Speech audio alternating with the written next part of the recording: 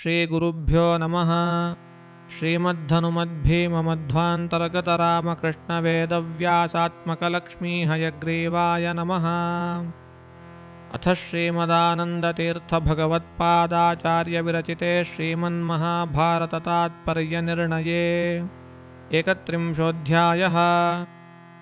यज्ञेश्वरेणाभियुतेषु भक्त्या महीं प्रशासत्सु पृथासुतेषु यक्षुरागान्निशि विप्रवर्यो युधिष्ठिरं वित्तमभीप्समानः। प्रातर्ददानीति नृपस्य वाक्यं निशम्य विप्रस्त्वरितो मखार्थे भीमं ययाचे स नृपोक्तमाशु निशम्य चादान्निजहस्तभूषणम् अनर्घमग्निप्रतिमं विचित्ररत्नान्वितं विप्रवरस्तदाप्य ययौ कृतार्थोऽथ च नन्दिघोषमकारयद्वायुसुतस्तदैव अकालजन्तन्तु निशम्य राजा पप्रच्छदूतैस्तमुवाच भीमः यन्मर्त्यदेहोऽपि विनिश्चितायुरभून्नृपस्तेन ममास हर्षः इतीरितोऽसौ नृपतिस्त्वरेतधर्मार्थमित्यस्य मतं प्रपूजयन्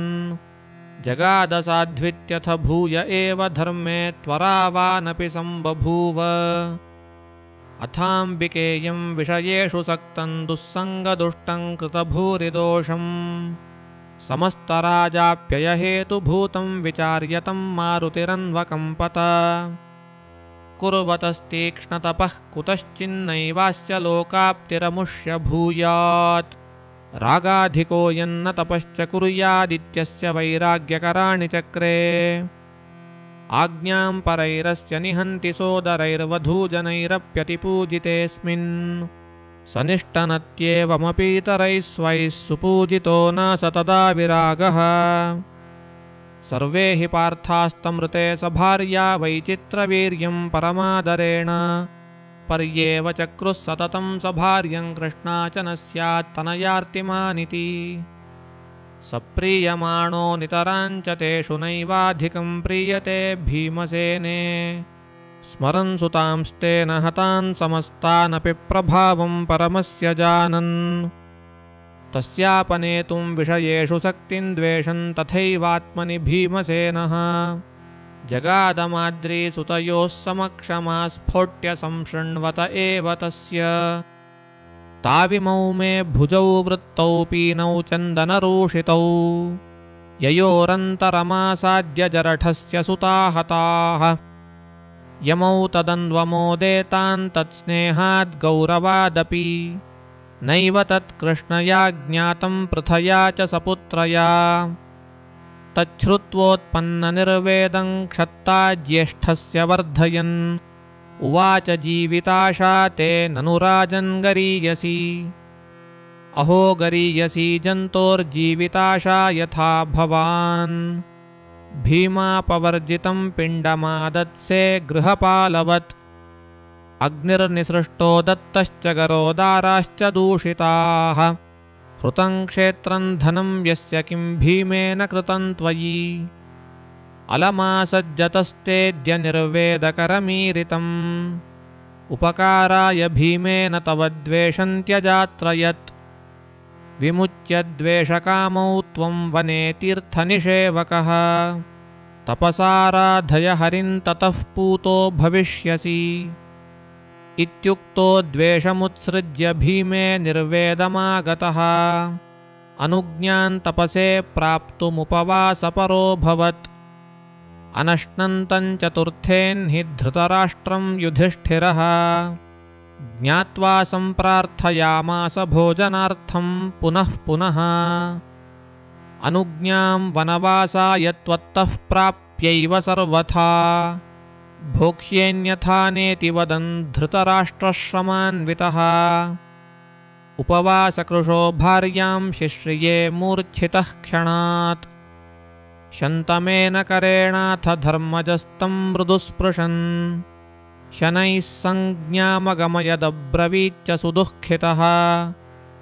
पुरस्कृत्य युयुत्सुं त्वं कुरु राज्यमकण्टकम् वयमेव त्वदर्थाय कुर्मः सर्वे तपोवने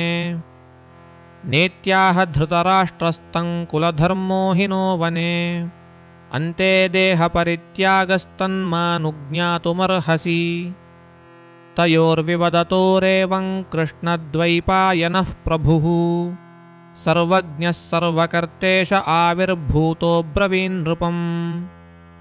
तपसा शेषदोषाणां क्षयकाममिमं नृपम् अनुजानीहि नैवास्य धर्मविघ्नकरो भव काले निर्वेदमापन्नस्तपसा दग्धकिल्बिषः शुभाङ्गतिमयं यायादन्यथा न कथञ्चन इत्युक्तो धर्मराजस्तमनुजज्ञे स चाशितः शिक्षयामास सद्धर्मान्नीतिं च विदुषेऽप्यलम् अनुज्ञाय गृहं प्राप्ते धर्मजे विदुरं पुनः श्राद्धाय वित्तमाकाङ्क्षन् प्रेषयामास तद्वचः श्रुत्वा युधिष्ठिरो भीममाहदातव्यमद्य नः पुत्रपौत्राप्तबन्धूनां श्राद्धेच्छोर्वित्तमञ्जसा तमाह भीमः पापानां विमुखानां मधुद्विषः पारलौकिकसाहाय्यन्न कार्यमितरार्थतः दत्तेनापि हि वित्तेन पुत्रश्राद्धं करिष्यति तज्ज्ञात्वा ददतां दोषो भवेदिति विचिन्तयन् कष्टात् कष्टतरं यान्तु सर्वे दुर्योधनादयः भीष्मादीनां वयं श्राद्धकर्तारस्तेन किं ततः कानीनत्वात्तु कर्णस्य सहास्माभिः पृथैव हि इत्युक्तवन्तं नृपतिरर्जुनश्चोचतुः पुनः यासोर्याचमानस्य निजबाहुबलार्जितं देहि वित्तं परमतः किं त्वामेषोऽभियाचते इत्युक्तमपि नेत्येव ब्रुवाणं शुद्धधार्मिकम् अप्रीत्या जोषमास्वेति प्रोच्योवाच युधिष्ठिरः कोशतो यद्बहिर्वित्तं दानभोगादिकारणं मम सन्निहितं सर्वं तत्पित्रेद्यार्पितं मया एवमेवार्जुनोऽप्याह विदुरं पुनरूचतुः मुख्यधर्मरते भीमेन पिता क्रोद्धुमर्हति युधिष्ठिरार्जुनौ भक्तिं नितरां त्वयि चक्रतुः नातिहृष्टस्त्वदाज्ञायां भीमस्तन्मा क्रुधोऽत्र च शुद्धे क्षत्रियधर्मे हि निरतोऽयं वृकोदरः नृपार्जुनौ धर्मरतावपि लोककृपापरौ अजातकोपस्तच्छ्रुत्वा धृतराष्ट्रः प्रशान्तधीः कृत्वा श्राद्धानि सर्वेषां महादानान्यनारतम् दशरात्रं ददौ शुद्धमनसा निरणत्वधीः सर्वं समर्प्य गोविन्दे पार्थेभ्योऽन्येभ्य एव च स्वजनेभ्यः समादाय स्रवन्नेत्रेभ्य उच्चधीः धर्मतो रक्षिता यूयमस्मत्पूर्वैर्महात्मभिः न चाहं परमस्नेहाद्युष्माभिः सुकृपालुभिः अरक्षितेति कथितः प्रमादादपि सज्जनाः इष्टं च यज्ञैः पूर्तैश्च चरितं युष्मदाश्रयात् पुत्रस्तु मम पापात्मा सर्वक्षत्रविनाशकः सौभ्रात्रं येन सन्त्यज्य पाण्डवेषु महात्मसु कृतं विरूपं सुमहत्कुर्याद्यन्नापरः क्वचित् अप्रियाणि च कृष्णस्य सुबहून्याचरत्कुधीः प्रायस्तेनापि मन्देन युष्मा स्वप्यशिवं कृतं भ्रातरोऽस्य च सर्वेऽपि तच्छीलमनुवर्तिनः हताश्च स्वेन पापेन ससुतामात्यबान्धवाः सोऽहं वयोगतश्चैव पुत्रादिभिरभिप्लुतः तत्सम्बन्धकृतं पापं स्वकृतं चाप्यपेशलम् पाण्डवेषु सकृष्णेषु तपसा मार्ष्टुमुद्यतः तत्र मामनुजानीध्वं कृपया मित्रवत्सलाः मत्प्रियार्थमपि स्नेहः पाण्डवेषु महात्मसु क्रियमाणोऽपि कर्तव्यो भूय एव सदाचलः ते हि मे पुत्रकाः सन्त इहामुत्र च सौख्यदाः इत्युक्ते स्वगुणानुच्चैः कीर्तयद्भिः सुदुःखितैः पर्यशृणयनैः कृच्छ्रात् पौरजानपदैश्चिरात् सञ्जयो विदुरश्चैनं सभार्यमनुजग्मतुः अनुवव्राजतं कुन्तीवनाय कृतनिश्चया वार्यमाणापि तनयैः सभार्यैर्भृशदुःखितैः संस्थाप्यतान् सुकृच्छ्रेण ययौ सान्वेव तन्नृपम् सन्दर्शितपथो राजा कुन्ती विदुरसञ्जयैः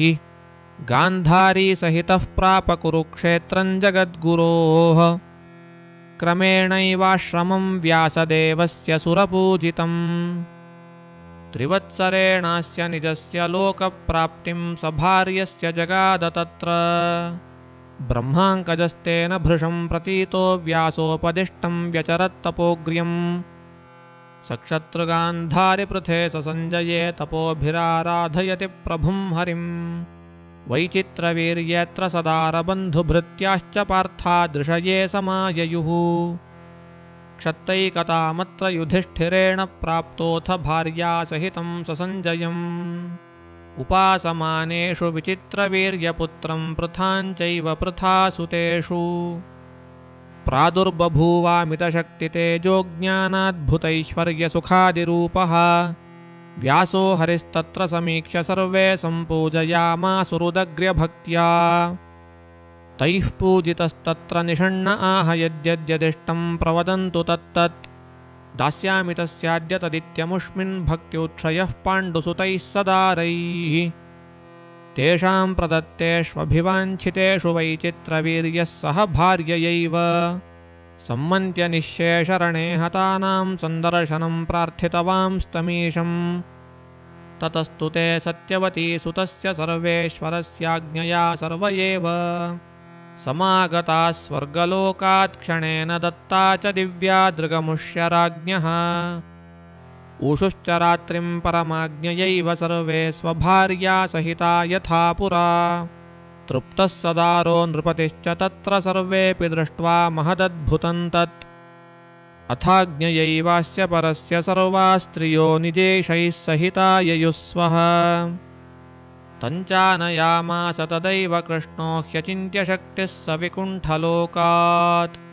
दृष्ट्वा स पारीक्षित आपतुष्टिं स्वतातमीशेन समाहृतं पुनः सम्पूज्यन्तं कृष्णमपीशवन्द्यं क्षमापयामास परीक्षिदात्मजः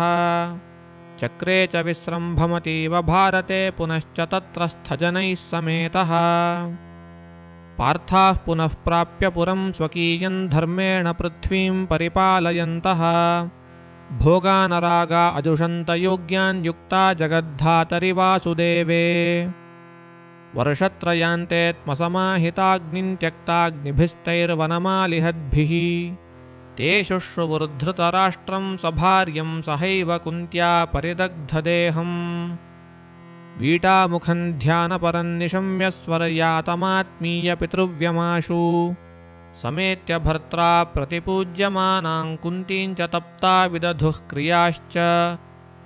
ते विष्णुभक्त्या परिपूतकर्मभिर्ज्ञानेन चान्ते तमनुस्मरन्तः पार्थैः सुपुत्रैः सुकृतोर्ध्वकर्मभिर्वृद्धिं शुभस्या पुरनप्ययां शुभाः गावद्गणिर्व्याससकाशमेत्य शुश्रूषया तस्य पुनर्निजां गतिम् अष्टादशाब्दाः पृथिवीं समस्तां प्रशासतामेवमगुर्महात्मनाम् अरिक्तधर्मार्थसुखोत्तमानामनुज्झितानन्तपदस्मृतीनाम् इति श्रीमदानन्दतीर्थभगवत्पादाचार्यविरचिते श्रीमन्महाभारततात्पर्यनिर्णये 31 श्रीमद्वेषार्पणमस्तु।